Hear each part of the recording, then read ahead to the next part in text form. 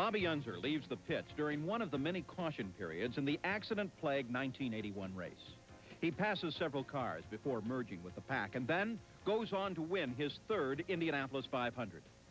That controversial victory turned out to be the end of Unser's outstanding career as a driver at Indy. Hello, I'm Paul Page. From his first day at the Speedway, Bobby was fast. Surviving accidents his first 3 years, Unser persevered and went on to become a dominant force at Indy. Starting from the front row in 9 of his last 14 races and winning the race 3 times, Bobby Unser became legend at the Indy 500, a race for heroes.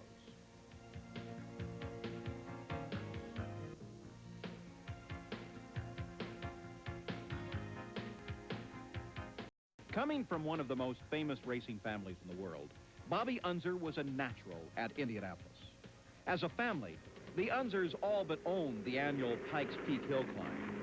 As an individual, Bobby Unser stormed up the mountain course to victory 6 out of 7 years before arriving at Indianapolis in 1963. I probably didn't think about really going to Indianapolis until 1962, before I went. And I didn't really think about going. I really didn't imagine that I was good enough that a person could come out of Albuquerque, New Mexico and go to Indianapolis, even though my brother Jerry had done it already. I just didn't foresee it for myself. With the help of Parnelli Jones, a friend from Pikes Peak, Bobby got his first ride at Indy in 1963. He got off to a slow start. He never got up to speed in his original car. Andy Granatelli needed a driver. I ran 1,500 miles of tire testing with Cheeseboro and Stevenson, and never got over 141 miles an hour with either one of them. And Pinelli got in the car and ran 147 miles an hour in 3 laps. His first lap was 142, 145, 147. He pulled it in. He says, "It's a nice car."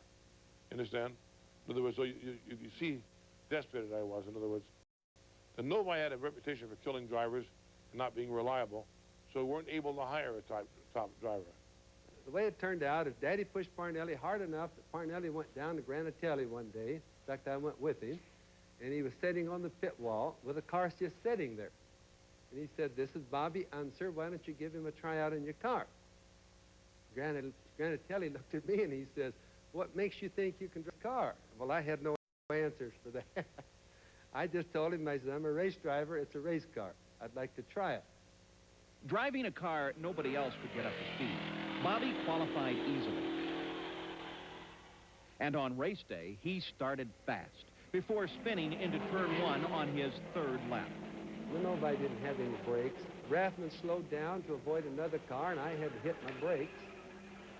Got the car sideways, spun, hit the wall. Didn't hit any other cars, which I was lucky, and nobody else hit me.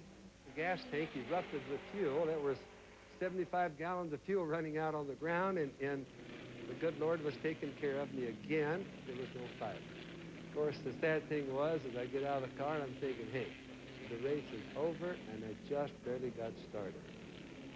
And naturally, I was a little worried about my car. Despite exiting the race early, Bobby Unser had established himself as Granatelli's driver of the future.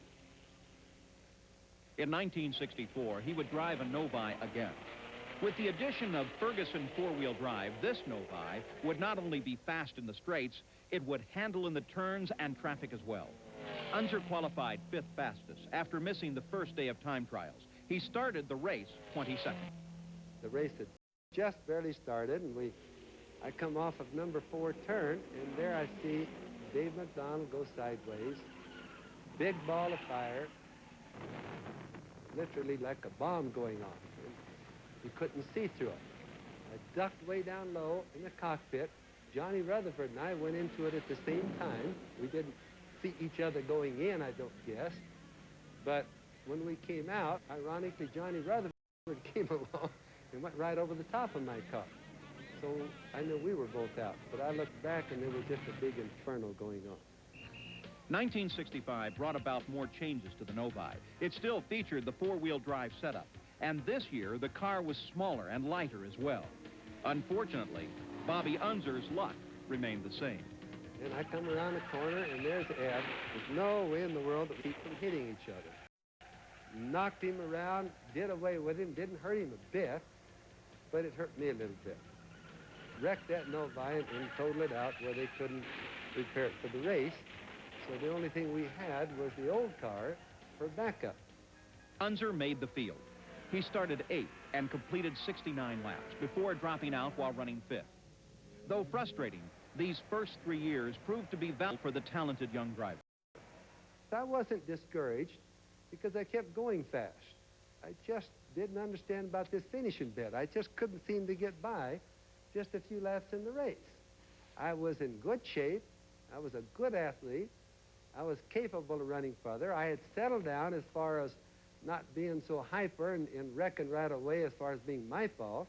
First year was. But I was in pretty good shape. I couldn't seem to get a car that would finish. Unser left the Granatellis and struggled through 1966 with a disappointing car. He signed with Bob Wilkie's leader card racers in 1967. And in 1968, Bobby Unser returned with Wilkie to challenge for the pole. Driving a Gurney Eagle, Unser was the only serious threat to the Granatelli's turbine-powered Lotuses. When Bobby Unser became the first to unofficially break the 170-mile barrier, Granatelli wanted to make a deal. The offers just kept going up, and they were going up like about $10, $20, $50,000 in a lick. And I just kept saying, no. All the Goodyear guys were over right there at the Goodyear building, and they're all standing in a little group, and they're watching me. They're watching Granatelli. Granatelli is throwing his arms, and they could hear him scream a little bit. And he kept saying, I want you to drive the fastest car, which it was. But I had my deal made. My deal was with Bob Wilkie, Judd Phillips, Little Red, and Goodyear. That was my team. And I kept telling him, no, I have a deal, I have to stay. In qualifications, 2 of the turbines, Joe Leonard and Graham Hill, broke 171 miles an hour. Bobby Unser settled for the outside of the front row with a 4-lap average just below 170. It as if the turbines would dominate. Early on, I knew they were going to take off. And when we came down for the start and they just didn't take off and annihilate me, I thought, what in the world have they done wrong? They've made some drastic mistake. And so I sat back and hunt and peck for a little while and kind of watched myself. I'm a little bit smarter by then than I was my first year. Okay? So I watched all these happenings going, and pretty soon I said, these guys have really screwed up. And so I just went ahead and passed Leonard for the lead. And then I'm looking at my mirrors. I'm thought, well, he's just going to wake up. All I'm going to do is make him wake up. He's going to come right back by. Well, it wasn't so easy. And then all of a sudden, I discovered that I have a tremendous advantage in traffic. That's where they should have had their advantage, if they had done their settings properly. Unser used his handling advantage to dominate early, while Leonard struggled in traffic. And brother Al Unser crashed. Reason for the yellow, Al Unser, car number 24. Smacked the wall in the number 1 turn, lost the wheel, but he's out of the car and okay. Al Unser, all right, in car number 24. That's the reason for the yellow. Al Unser in car number 24.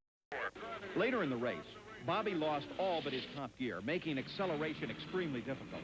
Pit stops would become costly as Unser would need nearly 3/4 of a lap to regain racing speed. With Leonard leading and Unser running second, Carl Williams crashed on the 183rd lap. The yellow caution flag came out. And the drivers were required to slow down, holding their positions on the track. His teammate, Art Pollard, was out of contention, but positioned between Unser and Leonard on the track. He slowed down, trying to lengthen Leonard's lead. Granatelli had signaled Art Pollard in another turbine, who was directly in front of me, to keep slowing me down, pulling me back away from their leader, who was Joe Leonard. Well, this was not setting well. If I pass him, I get disqualified. And so the crowd was making so much noise. They were hitting the chairs. And you're talking about, you know, say roughly 400,000 people are shouting and booing and hitting the chairs they're sitting on.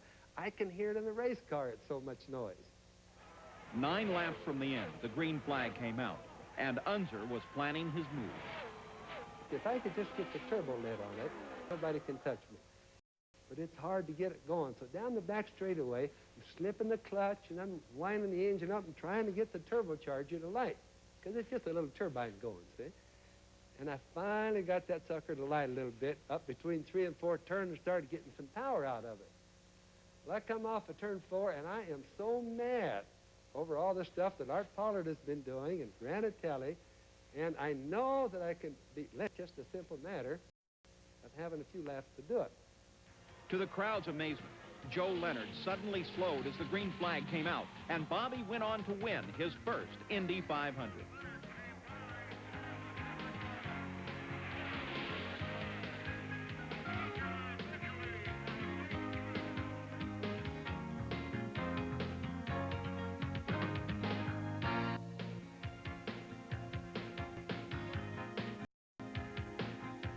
Coming back to defend his Indy title, Bobby Unser stepped into a four-wheel drive Lola for 1969. For the second year in a row, Unser started the race on the outside of the front row.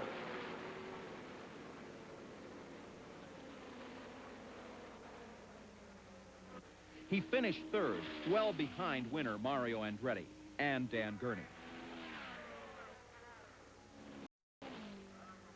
Driving for Gurney in 1971, Unser qualified third fastest.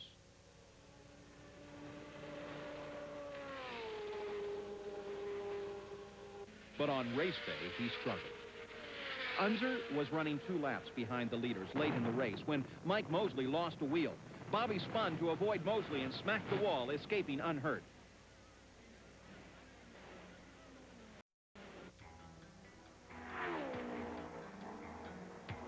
His brother Al went on to win. That winter, Bobby Unser and Gurney began testing a new car for 1972. Dan kept coming over to me saying, hey, I'm going to make some things. Would you like to try some things when you guys get all your stuff done? And I told him, yeah, man, if you got some ideas, let's try it. Well, he's over on a racing trailer doing some stuff with a hammer, and nobody's paying any attention to it. And pretty soon he's got some little pieces of aluminum bent up, and he comes over and he says, here's what I've made up. And he said, I'd like to put these on the wings. He says, whenever you've got time. He said, I don't want to disrupt the test, but whenever you've got time. Being kind of a smartass. He owns the car. He's the boss, you see. And so we looked at the stuff and said, yeah, man, that's no problem. Wayne and Indy put it on the car, and I went around the track, and my first lap, I can't believe the discovery that I have. I mean, I have the biggest gain that I have ever seen in an automobile race car. With the rules allowing large rear wings for the first time, speeds were up dramatically. But Gurney's wing discovery, along with the new turbocharger, gave Bobby Unser an added advantage. In qualification, Unser ran the seat, setting new single-lap records the first 3 laps and taking the pole with a new record 4-lap average of nearly 196 miles an hour. He beat the previous qualifying record by more than 17 miles an hour. An obvious favorite to win the race, Unser ran away with the first 30 laps before dropping out with ignition rotor failure. Some say he ran the car too hard.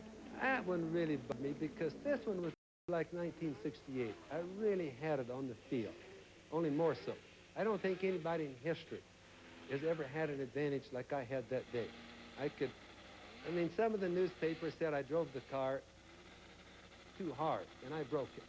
Well, they just don't know how easy I drove it. I mean, I was treating it like a little baby. That car just wanted to go fast. And I didn't break the car. It happened no matter who would have been driving it. If I would have really pushed it, God only knows what it would have made the rest of the guys look like. Disappointed but not discouraged, Unser came back and nearly had the pole again in 73. He pushed his qualifying time to more than 198 miles an hour, but Johnny Rutherford edged him out for the top starting position.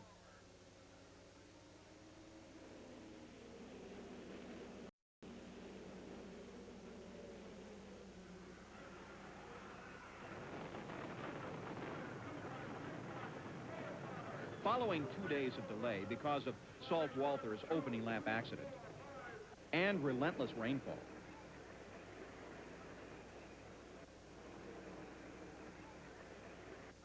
the race was finally ready to be run.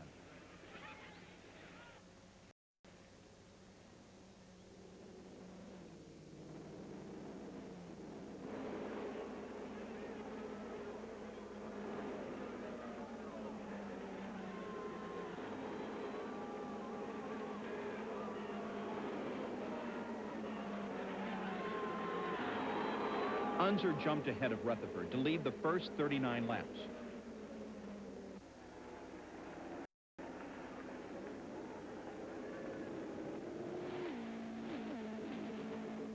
Running third at 100 laps, Bobby dropped out with a blown engine.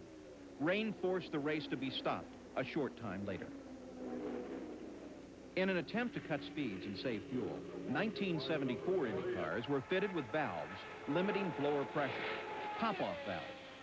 Bobby Unser qualified 13 miles an hour slower than in 1973 and started from the inside of the third row. On race day, Unser managed to lead several times. But Johnny Rutherford's car was much faster. Taking advantage of the pacer light system, Unser stayed close, but finished second. Bobby Unser qualified for the front row in 1975. But with fuel economy becoming an important factor, he chose to drive a conservative race. Running with a low boost setting, Unser kept the leaders in sight. At 162 laps, he was in third place behind Wally Dallenbach and Johnny Rutherford. When Dallenbach dropped out with engine trouble and Rutherford made a brief pit stop, the lead went to Unser. Just after the 170th lap, Unser, Rutherford, and A.J. Foyt all dashed into the pits, running 1, 2, 3. Dark storm clouds were moving in. At lap 174, a torrential downpour hit the track. The race was over. I had no idea it was going to rain. In fact, I was really, really, really lucky to be able to bring the car down to a safe speed because the rain came so sudden. Bobby Unser joined his brother Al as the second two-time 500 winner in the family.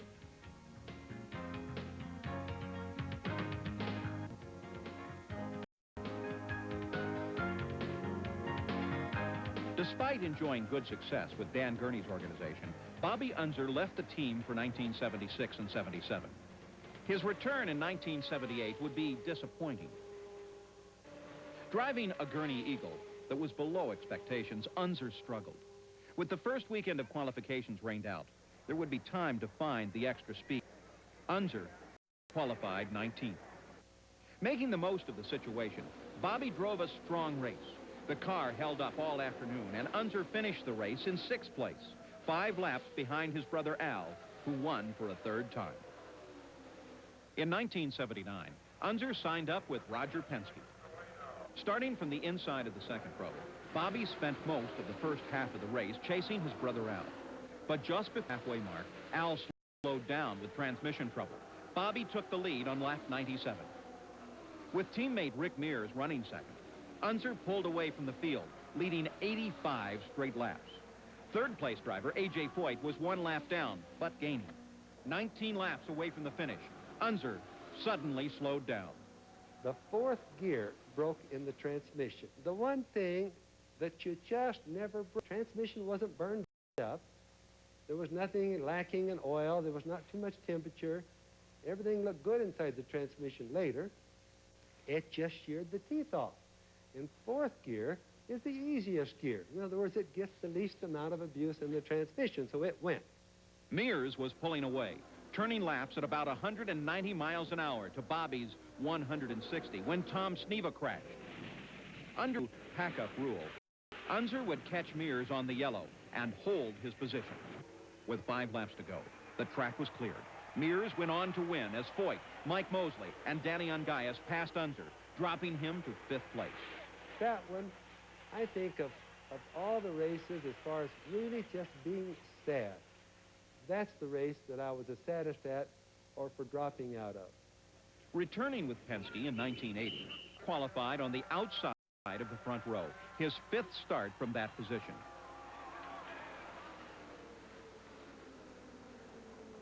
At 126 laps, he pulled into the pits and dropped out of the race.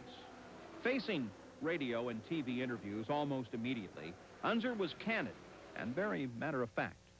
I learned way early in my age to have my mind be very versatile. I can just from one deal to another deal and completely change it. And that's what I had to learn with racing. Bobby has I call it like a light switch. He is able to turn off his disappointments, whatever they are, however they affect him, and portray whatever it is he needs to portray at the moment, whether it's for the crowds, whether it's for a business, whatever it is.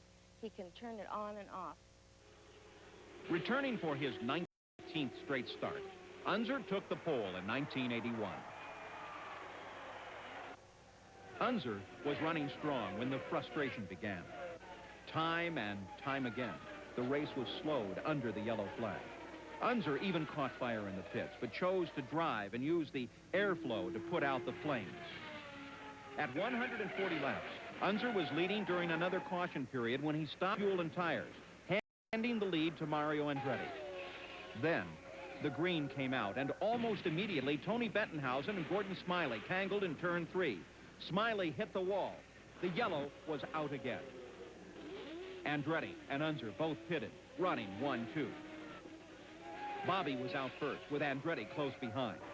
As they re-entered the track, the rest of the field was passing by, forcing the drivers to... Unser accelerated past several cars before merging in about 10 spots ahead of Andretti. Andretti also passed a few cars while reporting Unser's move to his crew. No immediate action was taken, and Bobby Unser led all but 3 of the remaining laps to unofficially win his 3rd Indianapolis 500. The next day, Mario Andretti was declared the winner, and Penske... I know what the rules are. I study the rules probably harder than any racing driver. And so I knew that what I did might have been a gray area, but I knew they had no rules against it. They had to manufacture. It was a political thing between CART and USAC. That's what the rules all happened about. And it turned out they really didn't have rules about it, and that's what the court sessions all eventually showed. It's just that it was too much of a gray area to be in, as much of an edge as I had on the extra or on the rest of the field. I wouldn't have done it had I known they were going to get that mad about it, I promise you. In October of that year, Bobby Unser was reinstated to officially become a 3-time winner at Indianapolis.